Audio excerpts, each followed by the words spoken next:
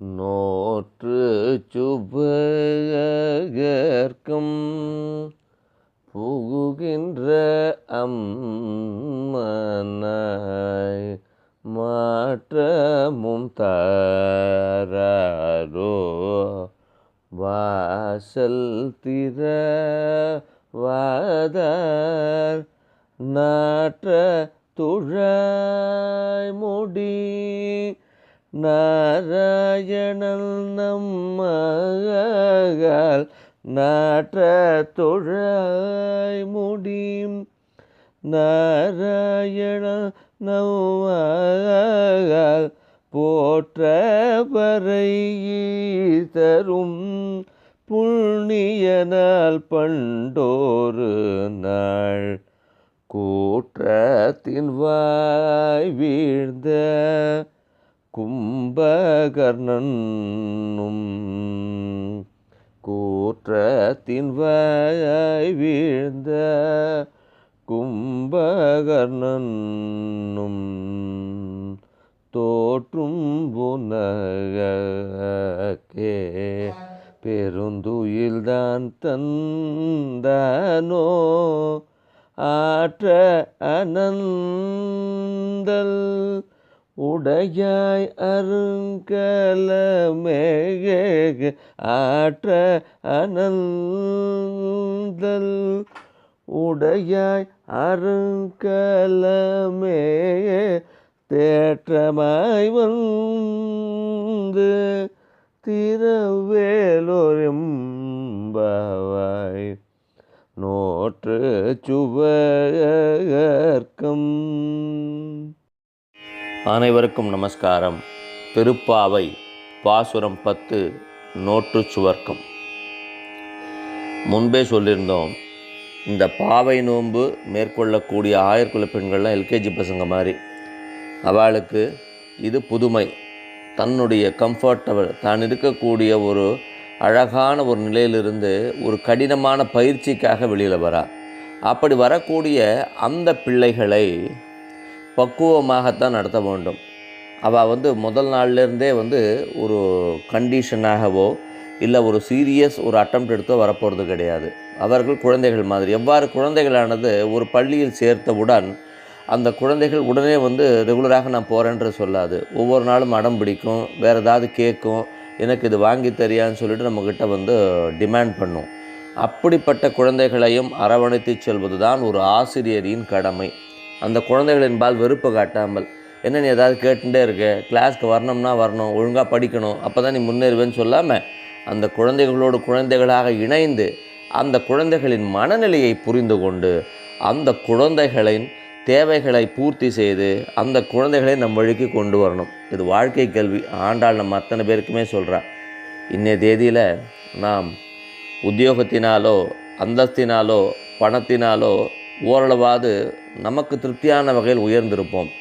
ஆனால் நாம் கவனிக்க தவறுவது குடும்ப உறவுகளை, நம்மை சார்ந்து இருக்கக்கூடிய உறவுகளை. நமது பெற்றோர் முதலில், நம்மை நாடி வந்தோர்னும் பொழுது நம்முடைய ஸ்பௌஸ், நமது பிள்ளைகள், நமது நண்பர்கள், நமது உற்றார்கள், உறவினர்கள், இவர்களைத்தான். இது ரொம்ப முக்கியமாக பார்க்க வேண்டியது. நம்மை சார்ந்து இருப்பவர்களும் பொழுது நமது பெற்றோர்கள், நாம் அவர்களை சார்ந்து இத்தனை நாள் இருந்தோம். இப்பொழுது வயோதிகத்தின் காரணமாக அவர்கள் நம்மை சார்ந்திருப்பார்கள். அவர்களும் குழந்தைகளே. அதுபோல் நமது குழந்தைகள், இந்த உலகம்னாலே என்னன்னு தெரியாது குழந்தைகளுக்கு, நம்ம நம்பி தான் இருக்குது. எந்த குழந்தையை கேட்டாலும் உனக்கு பிடிச்ச ஹீரோ யாருன்னா என்னோடய அப்பான்னு தான் சொல்லும். ஏன்னா அந்த குழந்தைக்கு தனது தந்தையை தவிர வேறு யாரையும் அறிந்திருக்க வாய்ப்பில்லை. அப்படிப்பட்ட குழந்தைக்கு எவ்வாறு பக்குவமாக கூறுகின்றோமோ அதை நம்ம மறந்துடுறோம் இந்த காலத்தில். ஆண்டாள் அதைத்தான் இந்த பாடலை மறைமுகமாக உணர்த்துகின்றாள். உன்னுடைய குழந்தை, நீ சார்ந்திருக்கக்கூடிய குழந்தை, உன்னுடைய சொல் கேட்டு நடக்க இருக்கக்கூடிய குழந்தையை, நல்வழிக்கு வர ஆசைப்படுகின்ற அந்த குழந்தையை நீ எவ்வாறு நடத்த வேண்டும்ன்றத சொல்லாமல் சொல்கிறா. வாழ்க்கை கல்வியை இந்த பாசுரத்தில் ஆண்டாள் சொல்கின்றாள்.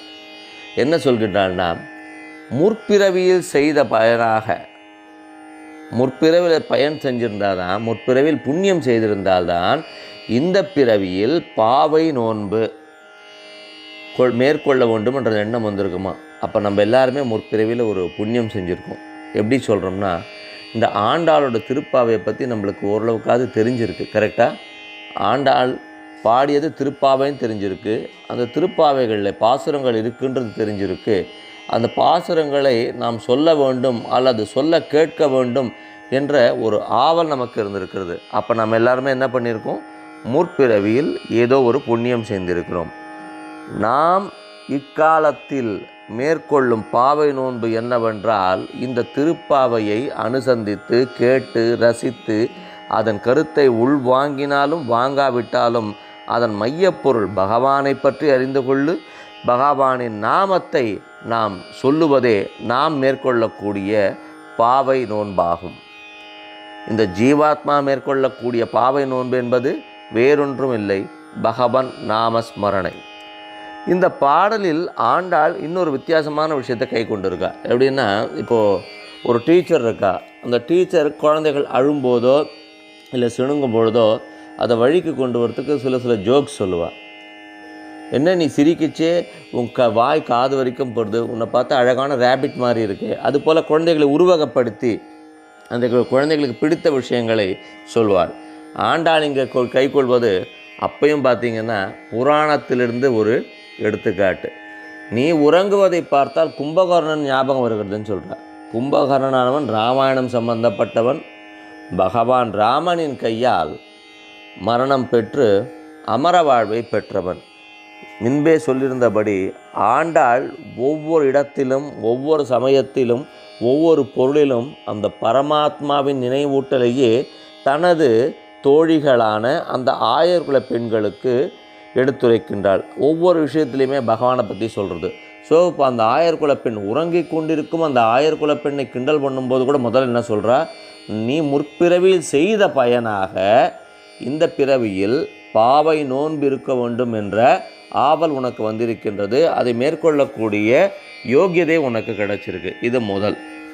ரெண்டாவது சொல்லும் பொழுதோ, நீ கும்பகர்ணனை போல தூங்கி கொண்டிருக்க, இவ்வளோ சொல்கிற அதை கேட்காம கும்பகர்ணனை போல தூங்கி கொண்டிருக்கிறேயே அப்படின்னு என்ன அர்த்தம்? பகவானின் நாமத்தை மறைமுகமாக அந்த பெண்ணுக்கு உணர்த்துவது. ஒரு எதியானவள் தான் என்ன சொன்னாலும் என்ன செய்தாலும் தான் என்ன சொல்ல வேண்டும் என்பதில் உறுதியாக இருந்தாலோ அதை நேர்முகமாகவோ மறைமுகமாகவோ சொல்லுகின்றாள். அதுபோல நாமும் நமது குழந்தைகளை கையாளும் பொழுது நாம் சொல்ல வேண்டிய விஷயத்தை நமக்கு தெரிந்த மாதிரியோ அல்லது அந்த குழந்தைகளுக்கு புரியும் மாதிரியோ சொல்ல வேண்டும். நமக்கு தெரிந்த மாதிரினும் பொழுது நம்ம ஆஃபீஸில் பேசுகிற மாதிரி பேச பசங்க கிட்ட கூட வராது. அந்த குழந்தை லெவலுக்கு இறங்கணும். நாம் ஜிஎம்மாக இருக்கலாம், பிரசிடெண்ட்டாக இருக்கலாம், ஏதோ ஒரு கம்பெனியில் சீஃப் செக்ரட்டரியாக கூட இருக்கலாம். அது அந்த குழந்தைகளுக்கு எந்த ஒரு பொருட்டும் கிடையாது. அந்த குழந்தைகளிடத்தில் போகும்பொழுது அந்த தகப்பன் என்ற ஸ்தானத்திலிருந்தோ தாய் என்ற ஸ்தானத்திலிருந்தோ விலகி அந்த குழந்தைக்கு ஒரு சக நண்பன் அப்படின்ற ஒரு ஸ்தானத்துக்கு நாம் இறங்கி அந்த குழந்தைக்கு ஏற்ற மாதிரி அதன் மனதிற்கு பிடித்த மாதிரி ஒரு ஜோக் மூலமாகவோ ஒரு சின்ன கதை மூலமாகவோ நாம் என்ன அந்த குழந்தையிடம் எதிர்பார்க்கின்றோமோ அதை சொன்னோமே ஆனால் நிச்சயமாக அந்த குழந்தையானது நம்மை செவிமடுக்கும்.